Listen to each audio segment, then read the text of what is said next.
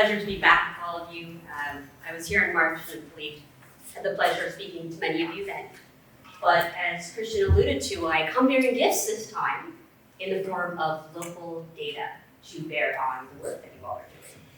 So this is really going to serve as a snapshot of who is in the ECE workforce, staffing levels, turnover rates, kind of some of the core essentials that you need to have at your fingertips to be able to make decisions with data. And a little bit about us, I was sharing with the folks at my table that our center was formed a little over 25 years ago now, at a time where not many folks were paying close attention or had a lot of, I would say, interest in the mechanics of the workforce issues within this sector. Now that has really changed. I think folks understand that when we talk about increasing supply of childcare, what we are really talking about is first the workers, as well as the facilities, which of course is another piece. But if we're going to do that, then we do have to wrestle with what those folks need and ensure this is a high quality job that they are able to continue with. So just reminding, for those of you who don't think about childcare all day, every day, and maybe you all do, just so that we have the same grounding, we are talking about a mixed delivery system where care is happening in many types of facilities with different types of caregivers and educators. We at the center think of the center-based care universe as encompassing really any of those forms of care that are not in a home. So we would put schools in that group. We would put church-based programs in that group, and your Head Start programs, etc. And then, of course, we have our family childcare licensed providers who are operating either a small or large business, and then grannies, nannies, everybody else who are very abundant in their numbers, but frequently, in the case of grandparents, unpaid. And as we know, but I think it's always important to say before we look at sometimes disheartening data points, that educators are drawn to this work from their passion. They get a lot out of it. They really feel that they have an impact on children. And they'll tell you, I'm not in this for the money. And while that may be true, money is a reality that we all need to live with. And so people ultimately are not always able to make ends meet on the wages, and it's a top driver of turnover. So that's why we make so much comments about it. And why are the wages so low? Well, as we have well established in this space, there's inadequate public funding to support higher wages. So when parents are bearing the cost of much of the sector, they really cannot afford what it would really take to pay a living wage. Now, at the state level, I want to remind us that we have a split governance situation. And this is actually a split governance that has become more split in recent time, kind of going against the grain where other states are bringing programs related to children and families into one department. California has firmly split it into more than one. So we have the more care part of child care and education in Department of Social Services. And then you've got state preschool, TK, and a few other pieces that are with Department of Education.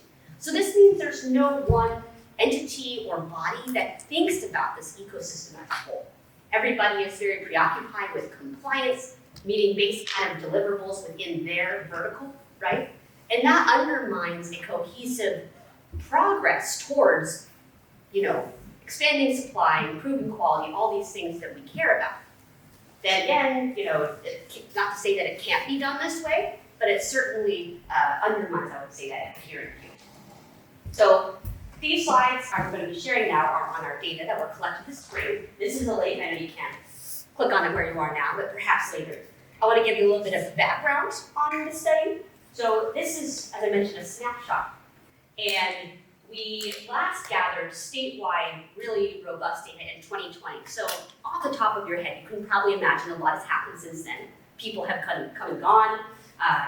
Conditions have oscillated widely. And you're looking at 6 different groups of people, and you're going to hear about some of them today. But we have our one FCC of family and child care. These are the owner-operators. We've got 3 populations within the center community, right, which is inclusive of schools. Those would be the directors at the program level or the site level, the lead teachers, and the assistants.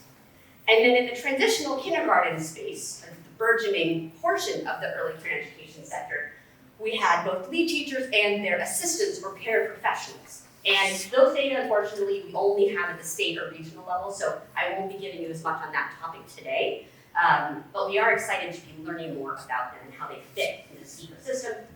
And of course, Santa Barbara County was one of our 18-ish counties that worked with us this time around to do this local oversampling so we could bring enough of a sample size to report on conditions here locally. And we have these three overarching questions that we track in the study, as we did in 2020 and now in 2025. We want to understand the composition of this workforce, as well as their conditions of wages, well-being, job stability. We're interested in the facility level, the program level, what's going on with the operations, the enrollment of different ages of children, business stability. And then finally, because we're going to be following this cohort of people, we are going to be interested in change over time. There's a lot happening in terms of policy shifts around us, as well as economic shifts. And we want to understand how folks are weathering that. And it's also worth mentioning that many counties are looking at local ballot measures or have already introduced them, and so there's also new resources coming into the system, not merely what hopefully should come down from the state. Any questions about the opener before we start looking at first the state level data? I want to make sure we're on the same page. Okay, great. So here I will include the TK folks, but I'm just going to give you the high level characteristics. Of course, this is a predominantly female workforce, 95, 98%, very overwhelming in that direction. A lot of folks are Spanish speakers. They have children of their own, frequently married.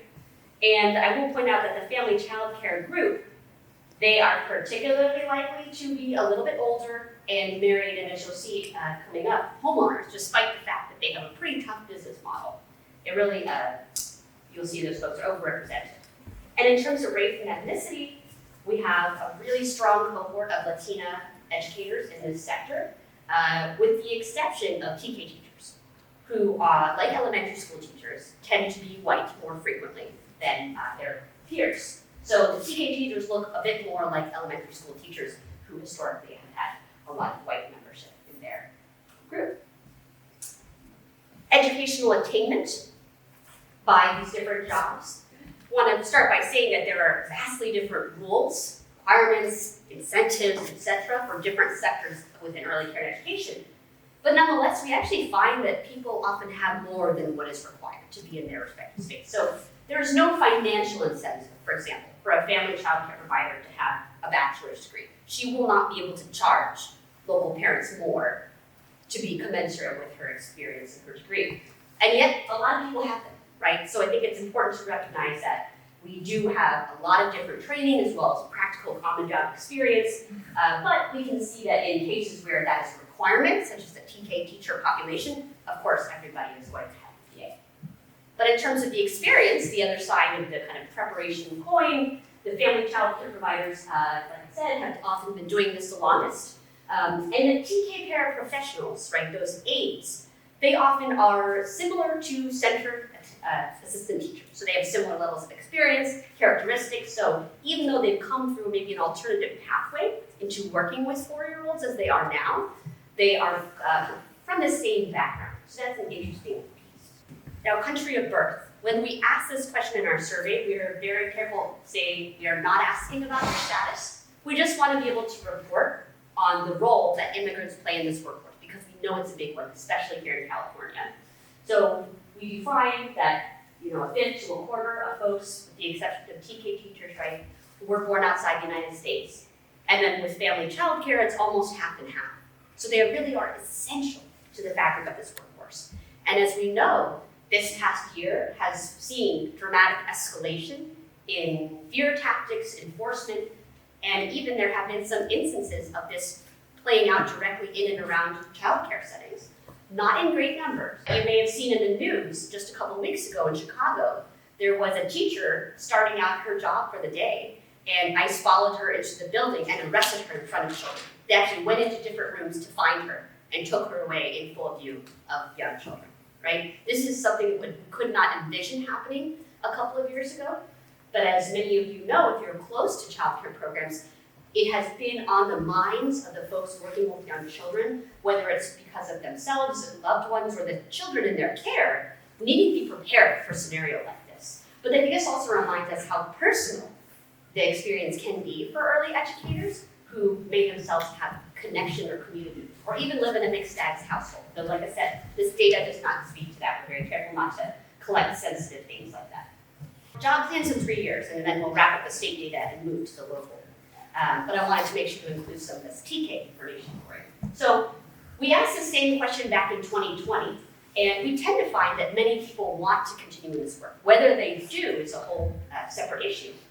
But both the blue and the gold, go Bears, Berkeley College, are people who want to stay. It doesn't mean that they'll always be in the exact same position, and as you can imagine just from your own life, advancement might require going and pursuing a job in another program. So that's not necessarily a bad thing. From the perspective of the boss at that center, it's tough when people leave, and that does contribute to turnover. But globally, we are thinking about retention on a more broad scale of people staying here in the area, working in some capacity early care education. This light pink don't know at the end has come down since the pandemic. There were much greater levels of uncertainty, talking 20+% for most groups. So that is comforting because it can tell us that people who have stayed have more clarity about their desire to continue. But as we talked about earlier, TK parents may have a lot in common with center assistant teachers, but they are much more likely to say, I don't think I'm going to be working with this age group or in this type of job. Still smaller in number. Perhaps they're thinking of, well, I'd like to work with older elementary children, or I'd like to work in special education as a paraprofessional. It's another common job for paraprofessionals. But their kind of sense of being part of this early education ecosystem is a lot, I think, more dynamic, I would say, as given that maybe they didn't think of themselves that way. All right, let's move into the county level data, shall we? So what I'm showing you here will be a series of tables that will be all laid out the same way. We will have the local county Santa Barbara data adjacent with the southern region, which includes not only Ventura and San Luis Obispo, but other counties nearby, such as Orange County, I guess even Imperial, really everything around LA. So it's quite a large region, so bear that in mind. And then of course, California as a whole. And I'll always have family childcare followed by the center teaching staff pool. And with the teaching staff, we're combining lead and assistant. Okay, enough orientation. So here in Santa Barbara, as you can see, we have particular strength in numbers with Spanish-speaking educators. I'm already on table 6 here because I don't want to go through every single bit and piece for you, but suffice to say, there are much more data than what I'm going to show. But this is something where the strength of this cohort is really going to be an asset because we know that many children in these programs are also coming from Spanish-speaking families. So early care and education has a strong alignment, and it's great to see this here in Santa Barbara County. Family child care providers in particular are highly likely to be Spanish speakers. Now here's the same information about country of birth, right? We already saw the California in a pie chart form earlier. Now we can see Santa Barbara, similarly for the family child care population, is not quite half and half, but still really strong representation of immigrants in that group. But also, I would say in terms of the center-based, it is pretty similar to the state as a whole. So we're not seeing a dramatic difference in terms of the composition of immigrants. As you can see, we're having this declined state option because even though we shared with folks, we're not asking about your status, we still think it's appropriate to include that in there. Now, here's our local education data, zooming in once again on Santa Barbara County. We can see that there are, just as you saw in the statewide graph, people at all different education levels. But in the case of family child care, we do have more individuals who are in the high school or less category, which is not to say that they don't have other forms of training or certifications or professional development they have attended. But there are fewer folks with, let's say, bachelor's degrees in the family child care population in Santa Barbara relative to the region and the state as a whole. Now, bear in mind, it is quite possible that we missed some folks with our survey, so we don't need to take this as complete gospel, but we did reach a good 120 folks in family child care alone. So pretty solid sampling size. Center teaching staff, meanwhile, where the requirements are a bit different, we do see actually more associates and bachelor's degrees holders relative to the family child care population, but not quite as many BA holders as the southern region in California as a whole. So this is an area where folks frequently in early education are continuing to upskill and gain credentials as they go. So it's not uncommon to see people move from having an associate's to eventually having a bachelor's degree, but it kind of gives you a snapshot of where we see conditions currently. Yeah. Does this take into account those folks who were born in a different country and maybe completed schooling there? Would they be able to say, for example, associate, or are they high school or less if they didn't continue here? That's a great question. So these are self-reported data. So we did not say you must be from a U.S. accredited institution. We did have a question that I did not report on that asked if they got their degree outside of the United States, and if so, have they had it translated, and honored here locally. So we do see that does take place. That's a very on-point question, but I would say those folks should be counted with their understanding of the degree, how they interpret the question. All right, so now that we've seen a bit about characteristics, let's zoom out to the staffing level and understand, typical employment, turnover, things like that. Here we are talking about centers. In the case of family childcare, of course, people may be working alone, they may work as a family, or they may have paid staff, all kinds of different arrangements. But let's just talk about centers for the moment. So in terms of the numbers, the average per site, similar sizes of programs to other parts of the state. But when we look at the turnover rate, which is that middle line for each section, we see maybe slightly higher in Santa Barbara County, but really on par, more or less, with what we've found in other parts of the state, which is that there is a lot of turnover. This is from the perspective of the site level, right? Not that bigger picture of are people staying in the ecosystem, which is, as you can imagine, harder to measure. We'd have to have some administrative data. But it's really tough to have 28-30% of your staff of these both types turning over every year. You're in a constant cycling of needing to hire and train and work on that. On the family child care side, now zooming in on this, combining both small and large license, 30% do have a paid staff person, and usually it's one or sometimes two, as you can tell from the 1.4. And the turnover rate is also quite high. So 36%, a little bit higher than California as a whole, but pretty similar to the Southern California region. And we often hear from family child care providers, right, they are absolutely paying close to the minimum wage, as many center assistant roles are, and it can be tough to compete with other low-wage work in this sector. So I'll stop there before we look at additional data and just open the floor for other questions or connections to the pieces of the ecosystem that you are focused on and what you are thinking about as you're looking at this data so far.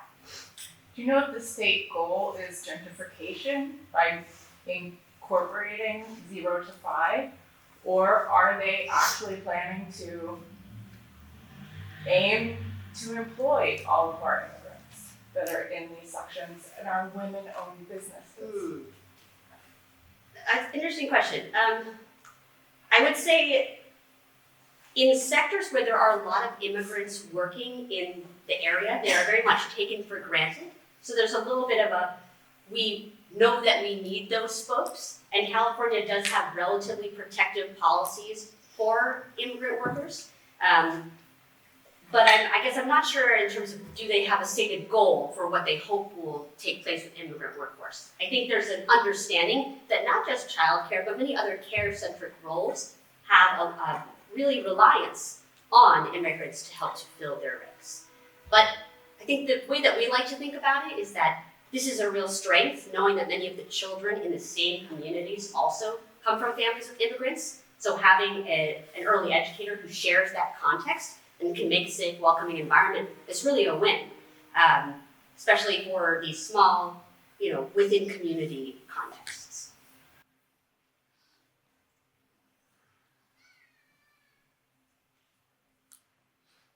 Well, let's carry on. Feel free to continue raising your hand at any point in time. Here is data on wages. What I'm showing you here first are the director-reported pay bands, so we can get a sense of the universe of wages they're paid, and then the kind of current point estimate of what the people who are staff that are surveyed, what they report their wages are. Starting here with centers once again. So we're starting with Title 22 centers, meaning basic center in the community, doesn't have any particular special funding to do state preschool or Head Start or anything like that. They might accept some children with subsidies, for example, through alternative payment, from the Resource and Referral Agency, but they might not. This would also include private centers that charge, fees and work through a big network. So what we are seeing here is that the wages in Santa Barbara are a little bit higher than in the surrounding region. Folks, once again, those small sample, I should say, for this first group of the directors reporting the pay bands. But we're seeing $23 to $29 for lead, $19 to $23 for assistant. So a bit higher than the region. And then for the self-reported range, we are finding something kind of in the middle, but maybe towards the lower end of that pay band, right? So for the lead teacher, $24.63 was the median, $20 for assistant teacher. And I wanted to mention, by the way, I'm working on an analysis at state level comparing what we saw in 2020 with the wages with 2025. And the punchline I'll share with you is that, as you can probably recall, the minimum wage has come up a lot during that time. In 2020, it was 13 for small employers of fewer than 25, and 14 for larger. It's now $16.50 for everyone. So the prevailing wages that were there before kind of had to move up. There would be out of compliance in many cases for what they used to be. With that minimum wage increase, you've seen increases in tuition prices for centers increase as well. So we don't measure prices, but I think it's safe to say yes. The analysis that I have seen shows that prices have come up in many parts of the country, including in California. Absolutely. How else would they be able to do that? Typically, a private program has a 1% operating margin that they're working with. Thank you for that question. So now let's talk about this Head Start, Title V, contracted with the state or federal government setting. And I say that because these are programs where they're probably not charging the families, so their funding model is quite different. Like I said, in the Title 22, many of them would have some subsidies coming in, but that would just cover certain children, and maybe not fully, right? Whereas in this case, we're talking about Head Start, right, which is free to families. Here we have, as we know from a lot of research, typically wages that are a little bit higher. And that's because they have this stable funding that is based on the contract, as opposed to kids that come and go, the money stops coming the day the child is not there. In this case, it's a little bit more of a kind of smoothing effect. And in fact, during the pandemic, we've had hold harmless policies where the state has said, we understand things are rocky, let's not even get too much of the weeds about actual attendance when we figure out how much we're gonna issue for your payment this month. So with that, we have the lead teachers at 23 to 32, assistants 19 to 21, not as different in that case. And once again, this is a small n because typically we're reaching somebody in a central office who oversees many sites. Because when we talk about Head Start and state preschool, they're usually clustered and it's a whole agency that might have many sites. Do any of you work in a program that has, apart from Christian? All right, well, you can ask me all about it, about what that's like. But for the self-reported range, once again, we're finding something kind of in that band, but maybe on the lower side. There may be only a few people earning at the top earning. In a sector with a lot of turnover, it would make sense that people would be kind of maybe distributed on the lower end, right? But 25 for lead teacher, 1970 for assistants. And this is a bit more on par with what we've seen. And going back to my unpublished analysis that I can't show you on what's happened since 2020, it seems like the Head Start publicly funded sites have caught up a little bit. As you just saw in the previous slide, right, the wages are actually pretty robust in Santa Barbara County, at least for the lead teachers in those settings. And that is a change from 2020. Those programs are putting more into wages than they used to. Family child care earnings. Here, I regret to tell you I cannot give you comparable data for the small family child care folks outside of Santa Barbara County. And that's because we are a year and a half into a data sharing agreement process with the state to get their names and phone numbers. This is highly Fort Knox level of security for their privacy, which is not true for large license holders. That information is at least partially publicly available. But as a consequence, I will just give you the comparison for large, though I do have this kind of pooled everybody group. So for small visitor, right, you're caring for 4 to 6 children at most. We see about 20,000 to 35,000. This is the kind of end of what we're estimating. It's a range because we don't want to be overly precise. Some people don't have a line item in their budget saying, I pay myself this. They have whatever's left at the end. And so we try to just sort of give a sense of where we think the ranges fall. large license holders, Santa Barbara is pretty robust, similar to the region, or a little higher actually. But that's an area where you can have a much bigger program, up to 14 kids, especially if you've got lots of school-age attendees. But once again, it's a little fuzzy, and we're always kind of thinking about the best way to try to measure it, given that it's a self-employed situation, small business. All right, let's talk a little about where we land on the economic well-being. Now that you've seen what folks are able to earn, that's just one part of the puzzle. What does that equate to in terms of their day-to-day? And we're back to the same structure of family childcare and center teaching staff.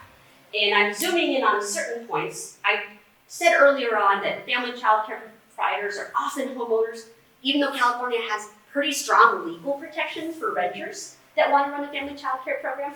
They can absolutely run that even if their landlord doesn't like it. As you can imagine, it's still a lot easier to do it if you own your own home. So we do see that.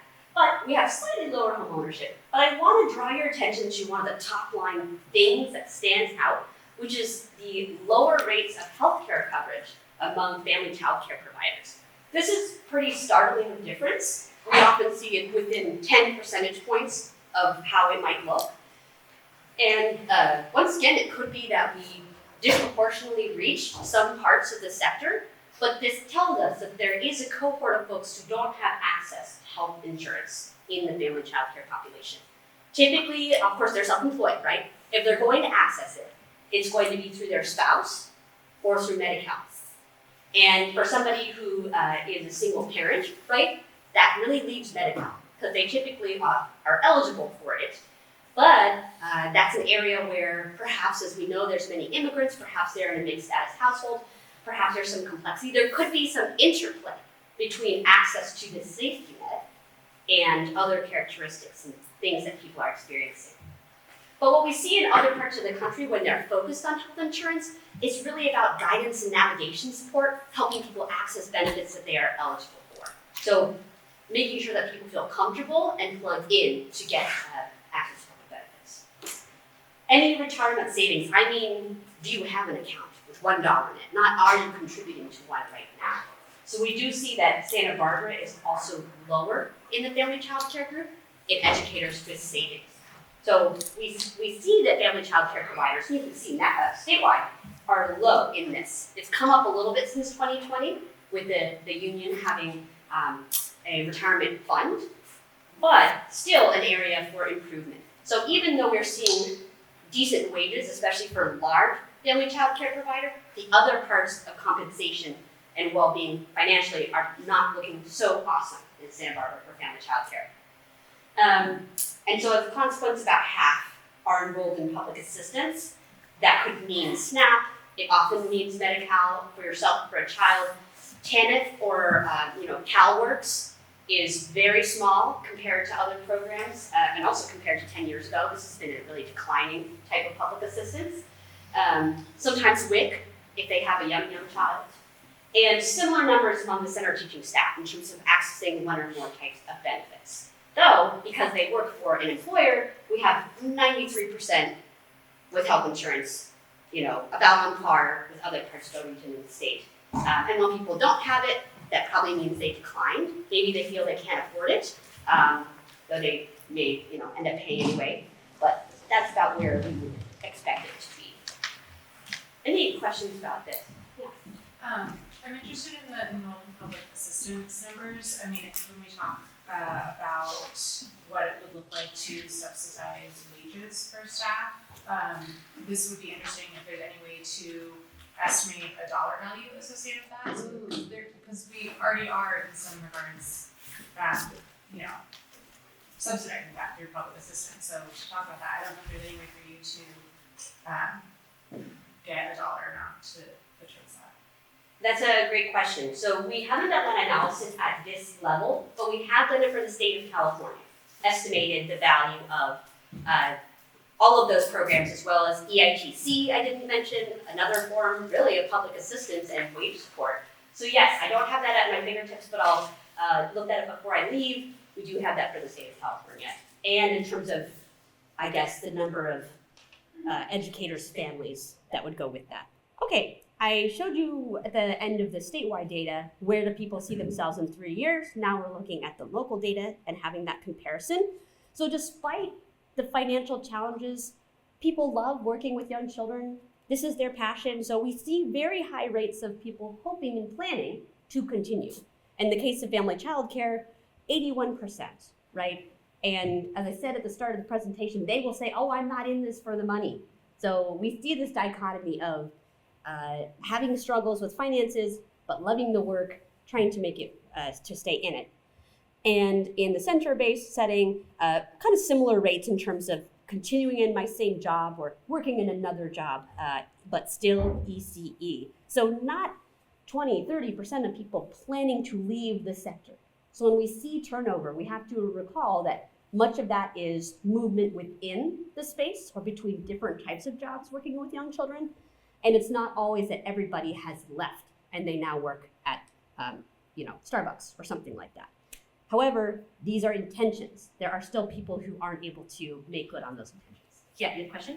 With the different job in ECE, are you able to tell us, like, is it that they're continuing to move to a director position, or what that percentage exactly entails? Mm-hmm. So we did ask, if not this, then what? But as you can imagine, since we're talking about 29% of only 57 people, we're going to see, one person's interested in this, one person's interested in that, and those numbers are just too small at the Santa Barbara level to do a really kind of strong report for you on that. But it's something that I hope to be able to share, at least at the state level, if nothing else, of the types of roles that people envision moving into and through in their career. All right, we're already in discussion, I suppose. But yeah, just thinking about the work that you've done together, your previous time in coalition meetings, how do you see this data getting plugged into the kind of next phase as you're moving out of this ARPA era?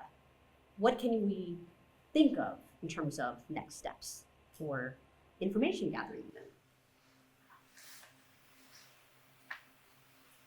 Well, has the focus been at all on trying to get healthcare for more providers? Has that been part of our focus here? Are United Way or the county or what? That United Way with our program? Not specifically, but I'm curious if some of the people can talk to if that's been something that's been happening at a county or regional level. I can say at SDCEO we do have a program that sits under our CFERS, which is also called Health Linkages. We do have a program to support individuals signing up for Medi-Cal. As you know, Medi-Cal is one of those things that is currently a little unstable, and so the future of that program is uncertain. It will depend on what the federal government decides. But we do have outreach, we do have support, but it is one person running the program with a group of promotores supporting where they can. Definitely. As you can imagine, the conditions that we are in now in terms of public assistance, backstopping people's well-being could get worse. So it could be quite a rocky time for a sector that is so essential as this and yet has this stubborn low wage growth. Is it an assumption that the jobs won't come with healthcare and that needs to be provided either through individual acquisition of healthcare or public assistance, and that none of these jobs will include a benefit? So that's a good question. So in the center-based universe, there is a mix of full and part-time employees, and I would say even just looking at the full-time employees, we see that about 77% of childcare centers are offering a health insurance benefit. When we look at a standalone site that doesn't have the economies of scale, maybe 10 facilities, it's more like 68%. So it's fair to say that it's not a guarantee that when you pursue a job in childcare, even at an employer-based context, that it will be there. In the big agencies, the schools, county-run programs, the Head Starts, they all have those benefits. So that's the other thing. Not only are the wages a little more stable, They are much more reliable in terms of benefits like health insurance, as well as retirement. In the case of where we are on that, it's worth mentioning now in the family childcare space, right? If you're self-employed, you would always be in a position to have to go and get that. Even membership in Childcare Providers United, the union that is for the subsidy represented folks, their healthcare initiative is actually just a premium reimbursement program. So it's still not a healthcare benefit. It is a cost management strategy. So that person still does have to go out and get it. And in the case of retirement, that's more of a retirement fund, which is why that's actually kind of radical that that does exist. And they had to fight pretty hard to keep it in their contract this time around because it's tough. There is Cal Savers, which is a state-backed program that small businesses are required to at least opt their employees into. So a family child care provider with a staff person would help them access that. But that doesn't mean that the state is putting dollars into the program. It's just more creating a savings vessel for them, or maybe there wouldn't be one otherwise. So there are these kind of vehicles besides Medi-Cal that we're using to support benefits, but there's definitely different tiers of access by different settings and job types across the sector. I just wanted to add, I think this specific sector falls through the cracks a lot because they're kind of in the middle. Mm-hmm. I've spoken to a few, centers, and even here at CCP, some of our staff are on Medi-Cal, so our Family Resource Center helps enroll, and we do offer, health insurance through CCP.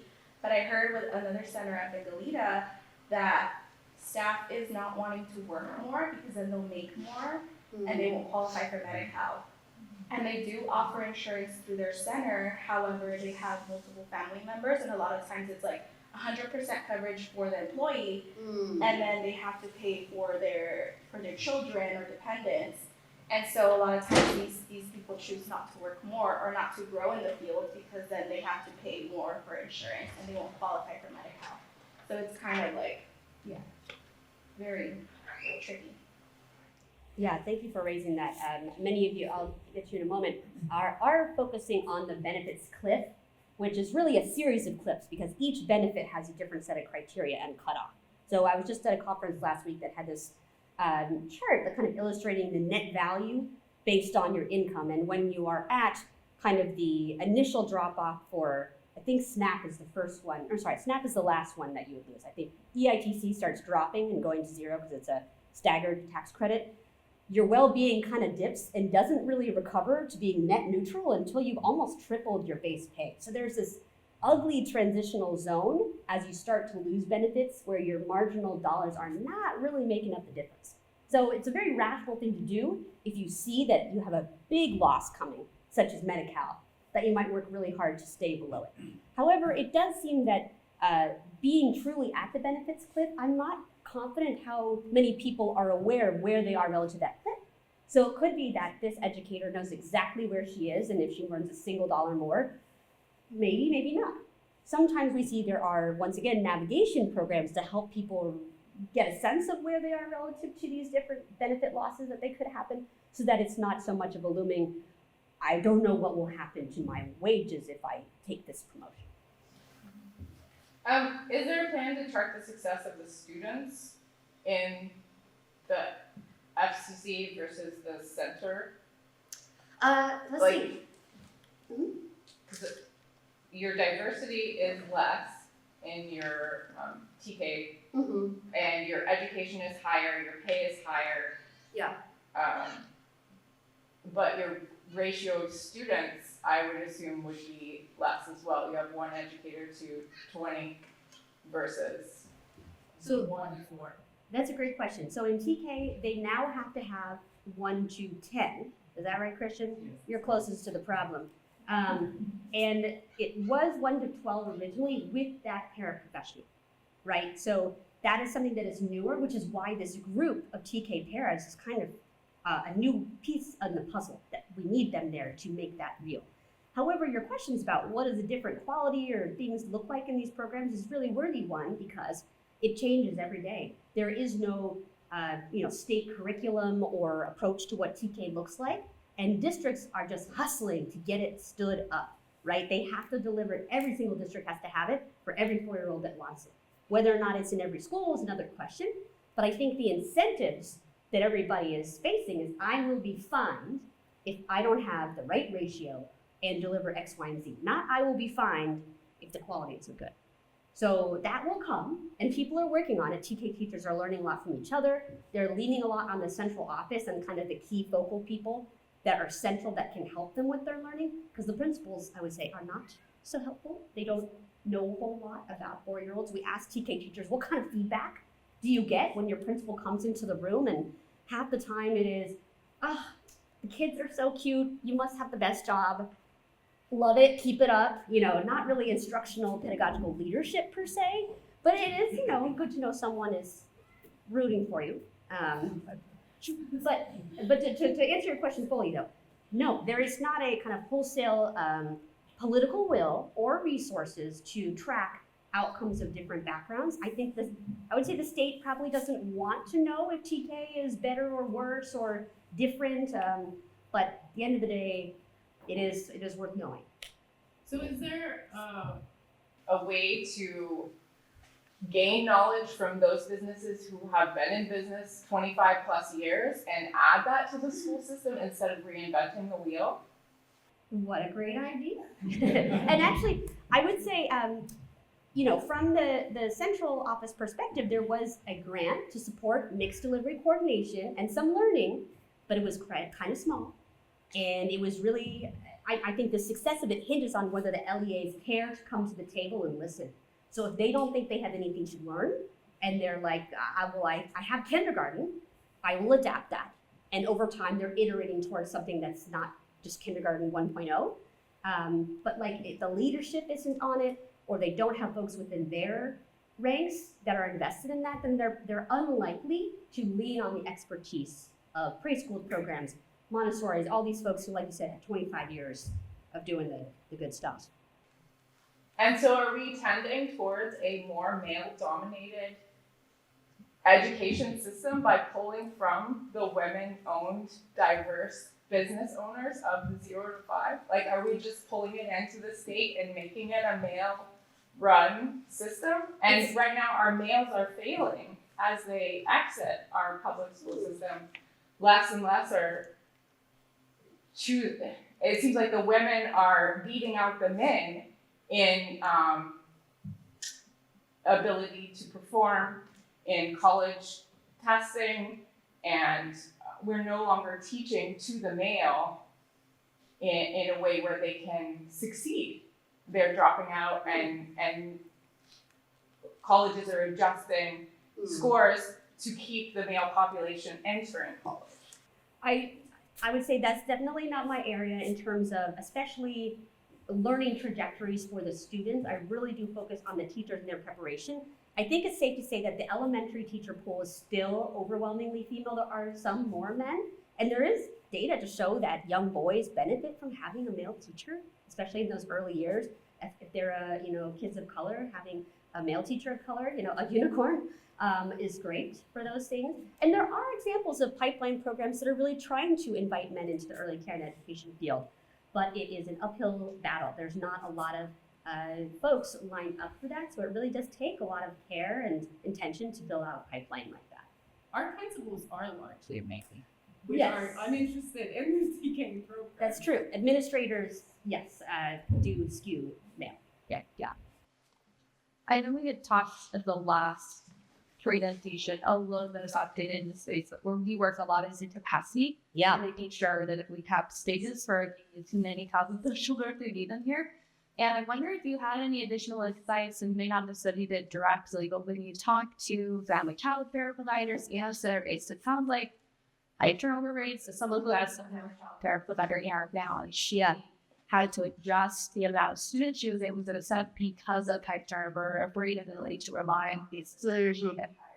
And I wonder if you guys had any, sort of example data or just insight as to how many spaces make available, but we cannot fill requirements because they aren't able to maintain staff or other reasons that may impact that. Are there spaces that are available each time?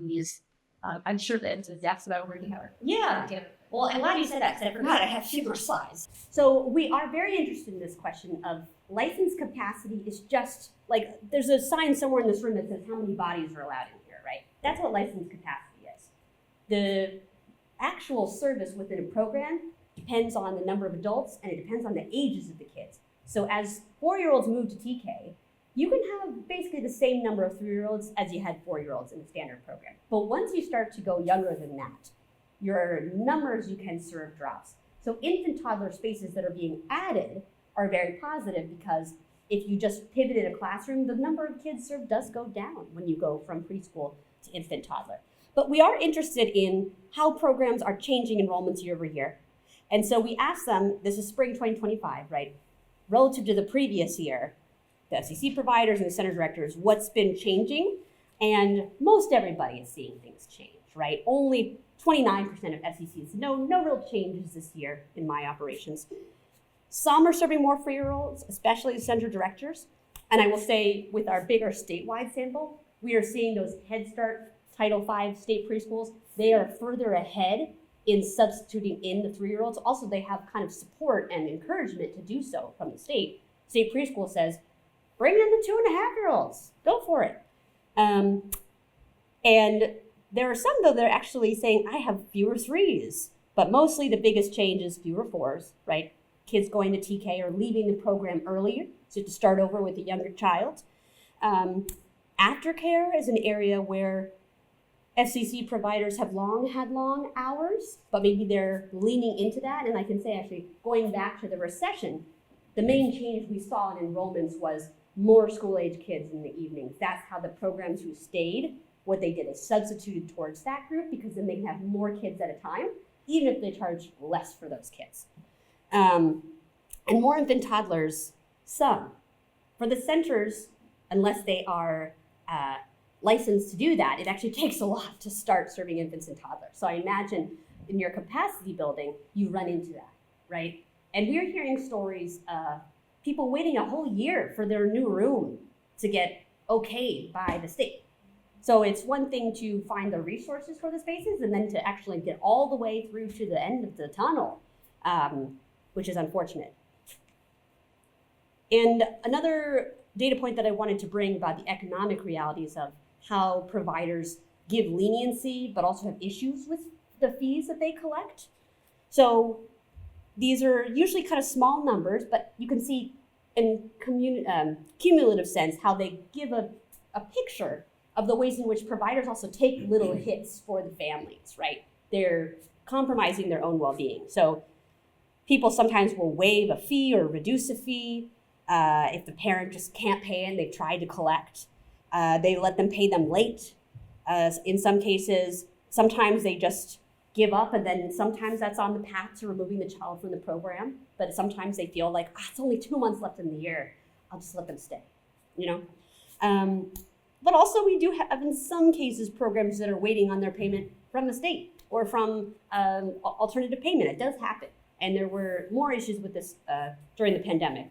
But as you can see, there's lots of little things happening along the way, and very few didn't select any of the options because this was a select all that applies situation. And then financial challenges, finally, we did ask them about whether they're staying on top of the program's finances, being unable to pay bills for utilities, rent, vendors, sometimes, rarely not being able to pay staff and therefore getting into a tough situation. And this is all Santa Barbara data, right?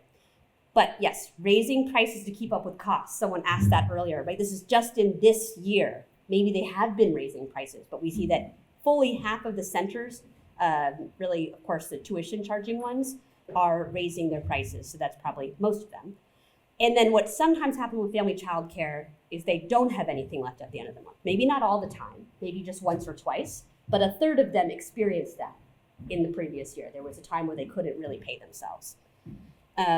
We used to sometimes see people say, I took out a second mortgage, not in Santa Barbara, and personal credit card debt, the other familiar way of floating through a tough time.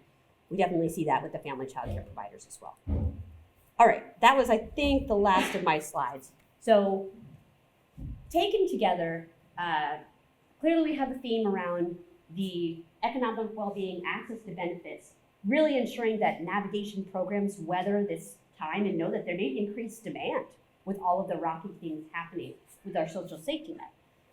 It may also come to the need for food bank access and support too, should CalFresh be really compromised and other things like that. Some people already go to food banks, but those are also sometimes facing challenges right now. There's certainly a lot happening in terms of wages locally, right? Increase to the minimum, as well as competition in new types of jobs in TK and whatnot. So the paraprofessional jobs pay pretty similarly to the center-based jobs.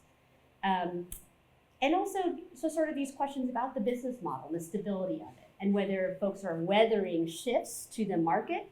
This is a moving target every year. So something that I'm very interested in is how folks are making that pivot, whether it's enrolling more 3-year-olds. Like I said, some centers are further ahead with that. Others are trying to hold on to the 4s and maybe not throwing their weight behind, or maybe a little bit at a loss for how to do that pivot. Whether it's just to go to the 3s, right? Not even touching more infant toddler enrollment.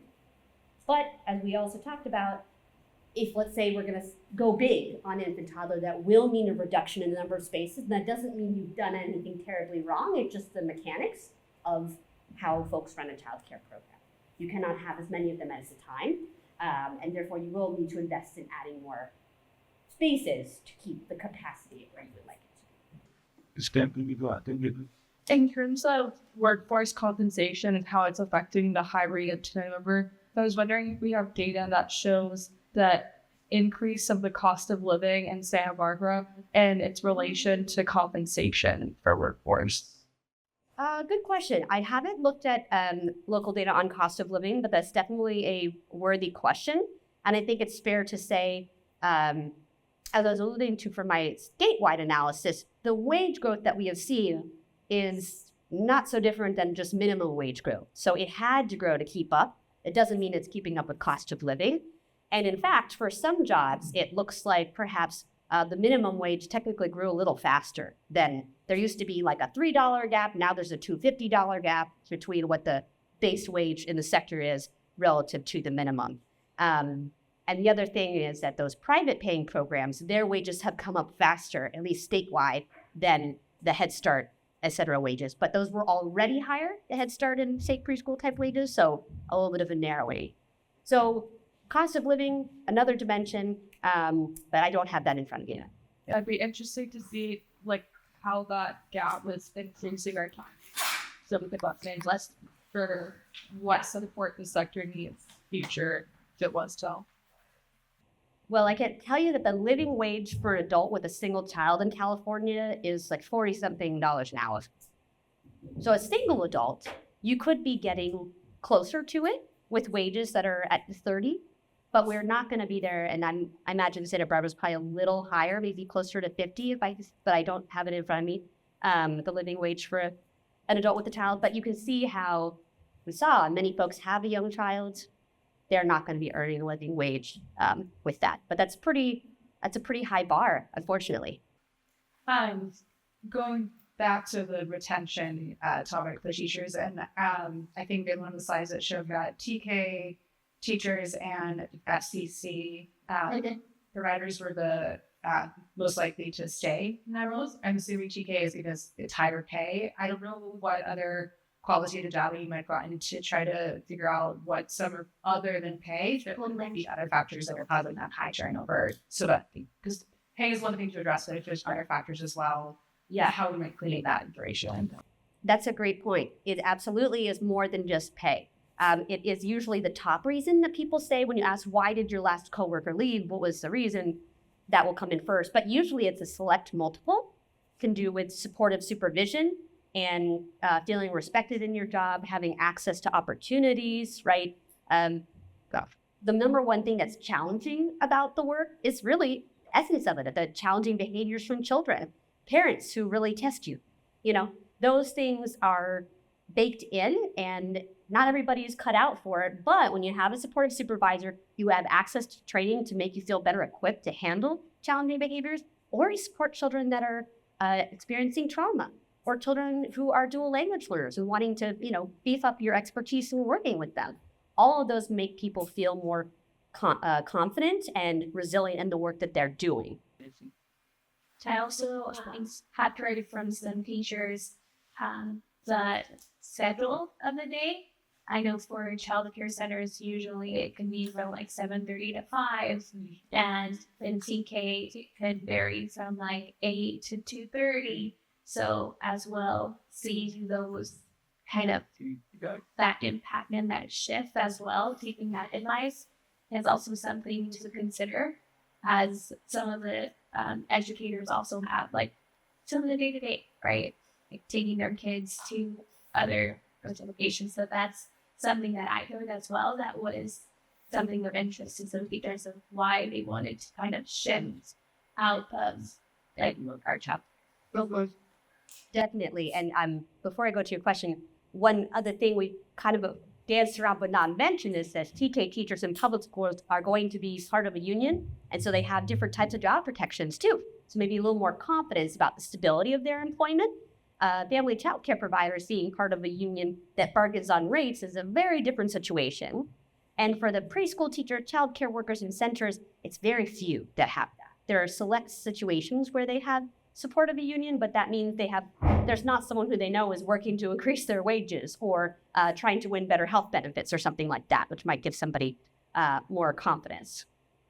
Yeah, I have a question about the makeup of the workforce. And I think you said earlier that a lot of the issues, the centers and the family partners are older in age, and this is correct me if I'm wrong. So I was curious if that, and I saw that the retirement, what to do in the next 3 years was relatively low. So I was wondering, does it seem like they're retiring later, or that they're not retiring, or that it's like they go into this, workforce later in life? And because I'm curious about the incoming workforce, and if it seems like, there's less young people joining this workforce, most of all. So I don't know if you can speak to workforce.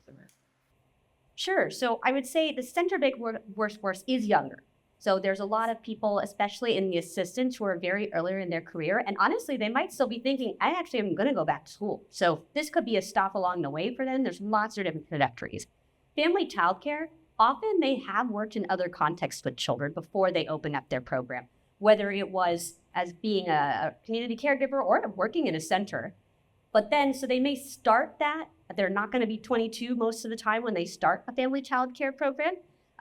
So they may be close to retirement, but typically they kind of work until they feel they can't anymore, that it's too tough on their body, or perhaps there's some economic shock that makes their program kind of go to bits, unfortunately. So typically when people are thinking about retirement, they're thinking, gosh, I better not retire anytime soon. I don't have the resource. So they try to work as long as possible in the family child care space.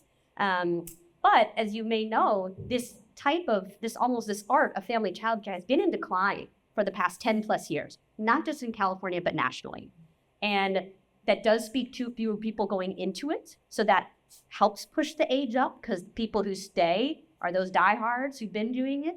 But of course, the business model is very tricky. It's very tough. We've had a lot of economic ups and downs. So after the recession, we lost 20-30% of the family childcare we had at that time.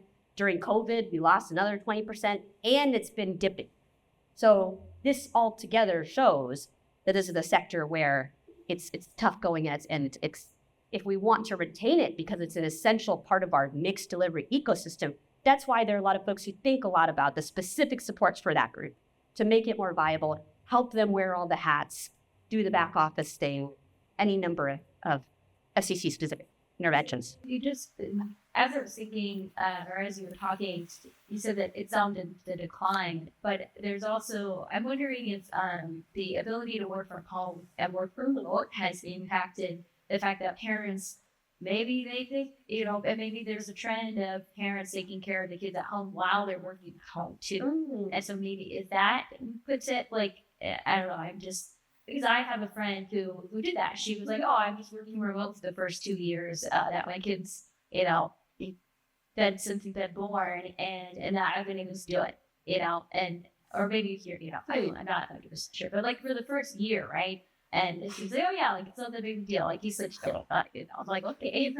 But So I don't know. I think that history actually also impacted, especially since COVID, where a lot of work is not. Yeah, I think there's a lot of work happening right now on shifting patterns for parental care and preferences as well as access to things. That's definitely not my area, but there's absolutely whole surveys trying to understand how much time people are caring, working, being in home, etc. And I do think it's safe to say that women's labor force participation has also been all over the place, and the dust is not perhaps fully cleared from the pandemic. But I don't have a good answer for that. Were you going to jump in, Rose? No, jump in. Do you have any resources or data that a program was so successfully retained a lot of staff and then recruited a lot of staff? That's a great question. I haven't talked enough with folks locally to think of what the bright spots may be, but I'm guessing that someone in this room, could name one. I mean, I can speak about ones who are in the Bay Area. I happen to be on the board of the YMCA of East Bay, which does a mix of Head Start, state preschool, and things like that. And some of what's made them really successful is having all sorts of creative thinking around teacher pipelines. There's a lot of grow your own and helping the folks cultivate the folks within your program as a big strategy, but also apprenticeship partnerships. They had a big one with a combination of sources, including ESEPs being a kind of main pathway for early educators to do apprenticeships in California. So that's been really positive. Another Bay Area example that it also does, I think, maybe state preschool. They have been successful in retention. They actually were able to flip their pay model and pay the infant toddler teachers higher than the preschool. That is antithetical to the usual way of doing it. If you guys know anything about, I know I didn't show it by age, but historically, because they're so, you charge more for the infants and toddlers, but it still ends up being less as revenues for that particular classroom. So you kind of smooth the wages across, but you still end up having more in the preschool area. So historically, the wages are always just a little better for preschool teachers. And they thought, hey, if this is what we need more of, we have it backwards. So they had the scale to be able to look at something like that and think creatively, perhaps the little philanthropic sources to make the wages higher and therefore make those jobs the most attractive, at least in that way. Because not everybody is interested in working with birth to 3. Some people will have a sense of identity around, I'm a preschool teacher. I've been doing this for 10 years. I love it. I don't really want to do 2s, but if my job goes away, maybe, So there's creative things like that. But do you have an example you hoped I would mention of a bright spot locally? Well, like we heard, less and less people, or fewer and fewer people are interested in for going into the QC field. And I'm trying to find ways to actually have younger generations. I just, in my case, I went to high school to do a presentation because some high schools have dual enrollment programs, but that stayed in education too, but not specifically OBC. So just to promote, to let the young students know that this career exists. Mm-hmm. And yes, you might be working with elementary schools, but have you thought about working with the younger children? Then surprisingly, a lot of students were very interested in the ECE path. Yeah. But somehow there's a gap between high school and somewhere in college, entering college, that a lot of students are choosing a different path. So I'm wondering how that gap is happening and how we can make that pipeline a little bit stronger so that these students who are interested in EC career can continue on and keep taking the units and entering that workforce. Definitely. Well, I open the floor to anyone who has commentary on that, but one thing I will say, I do think some faculty do worry about encouraging people to pursue jobs in early childhood. They know that the wages are so much lower, it's a very challenging job, etc. So they don't always feel good about saying you're studying early childhood education and you could go the teacher prep credentialed elementary school route, or you could go become a Head Start teacher. They're likely to encourage them to go on to 4-year if they're in 2-year, et cetera, and go that way because they feel like that's a better future to offer. So I do think there's some faculty who have that stance and feel like that's the right thing to do. And it's kind of been a chicken and egg problem, right? Where if you look at the universe of people who hold early childhood education, they do end up a lot of them becoming elementary school teachers, even though they have units that'll be perfect for this early childhood space. But also can't fault them for that either. Yeah, but if you wanted to speak a bit more about CPE, ROP, or other things like that, other, high school to community college pathways, please. That's definitely, I think, an area where a lot of folks are experimenting county by county right now. Christian's nodding his head, to try to beef up those pathways. So remember, the LEAs are also doing that for their paras, because they need paras for their TK classrooms. So they're looking at the same pool of individuals and thinking, can we encourage them to work here in our district? So there's a lot of folks looking to would-be early educators and trying to figure out how to welcome them into these pathways.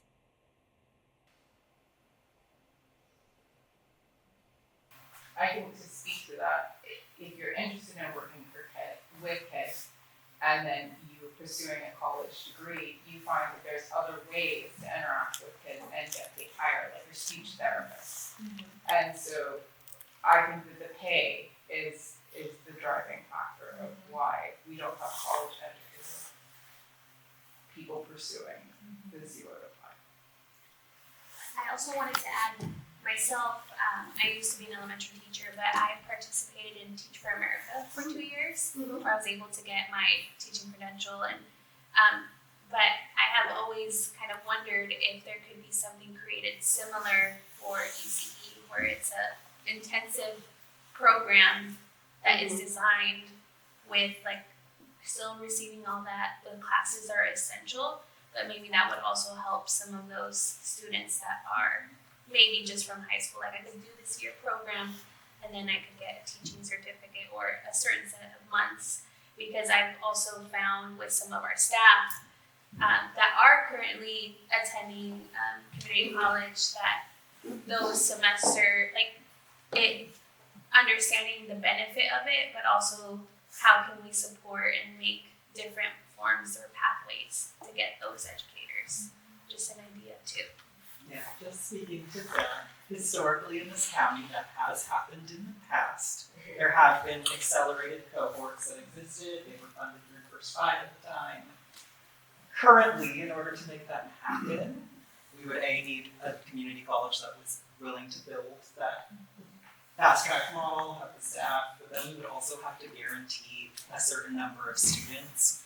Community colleges aren't willing to allow us to pay for a space that's not filled.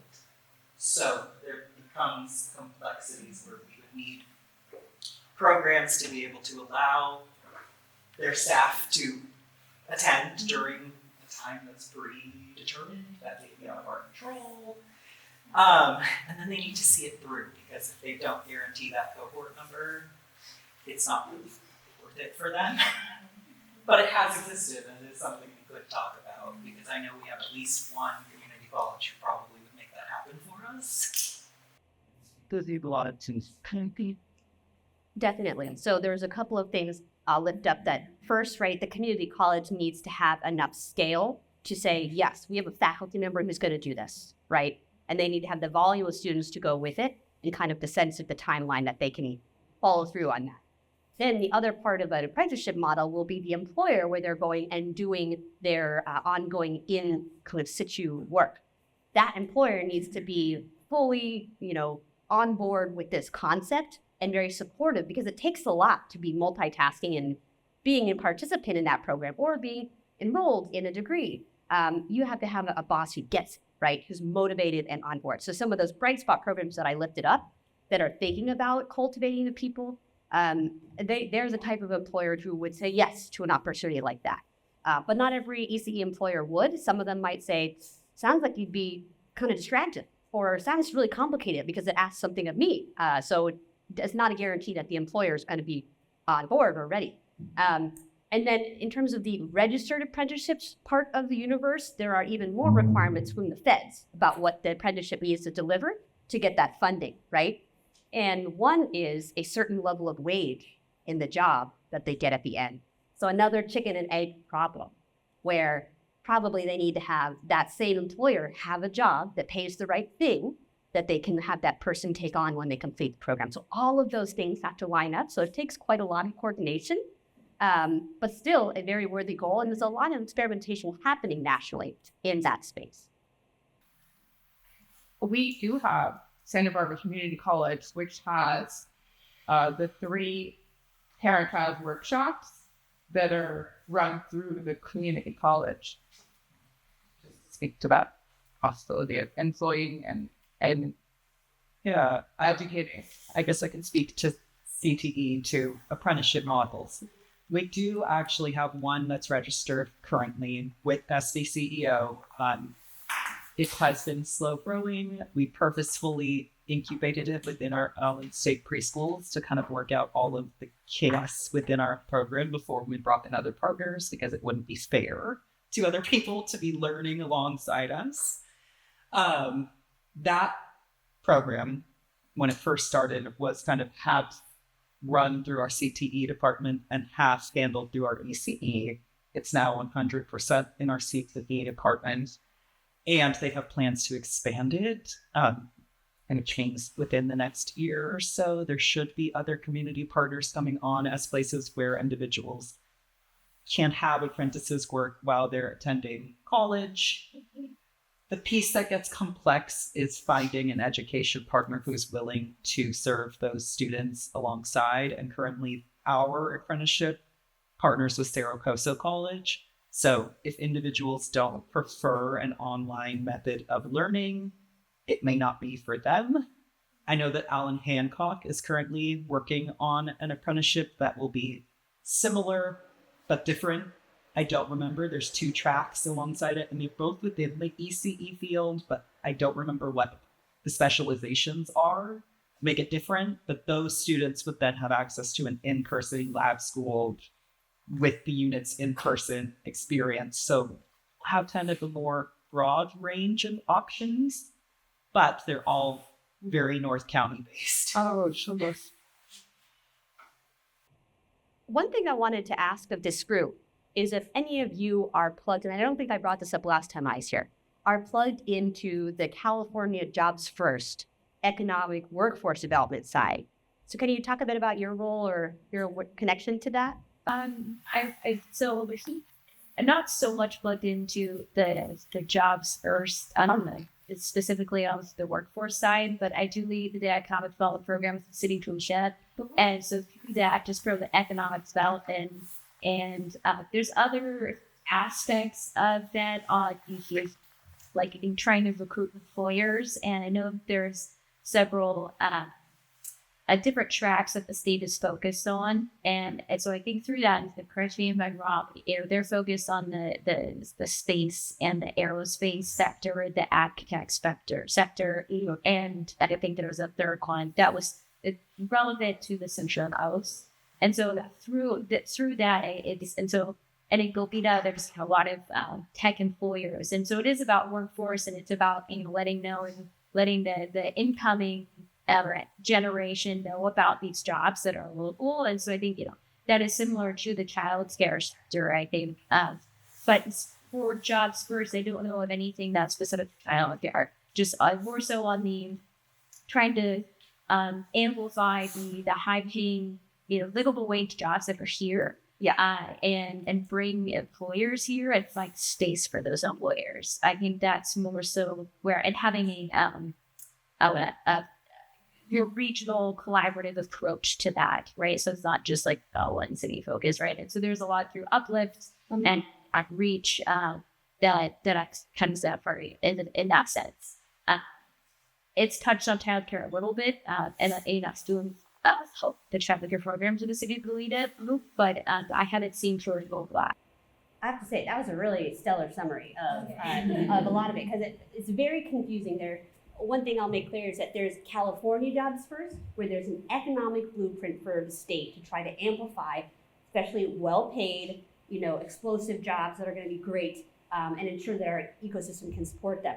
But in the little details and the fine print, it does mention the importance of childcare as well as housing and other kind of pieces to support that economic growth.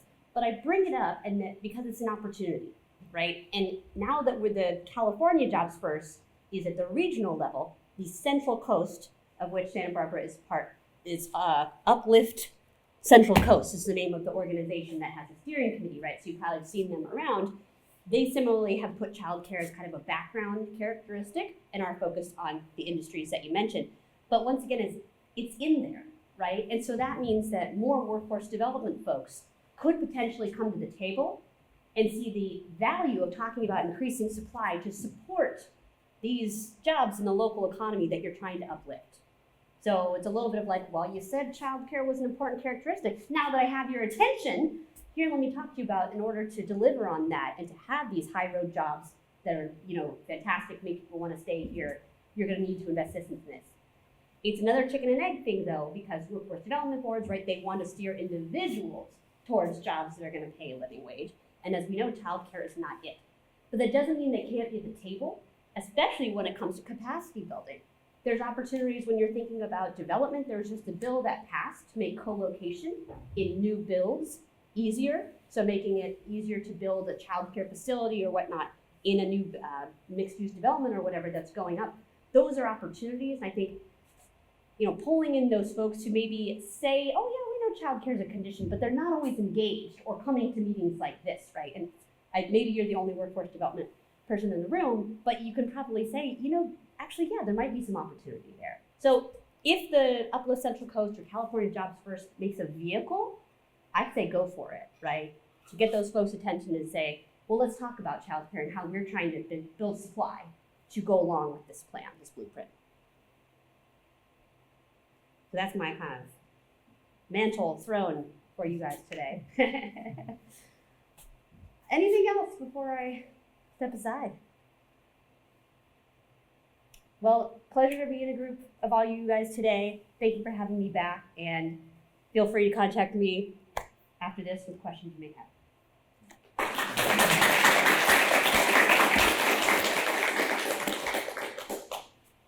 Thank you for being here today. It's interesting to hear and see the data. I wouldn't say that a lot of it is surprising to us, but it's good to have it all together and be able to use that as a point of ongoing conversation.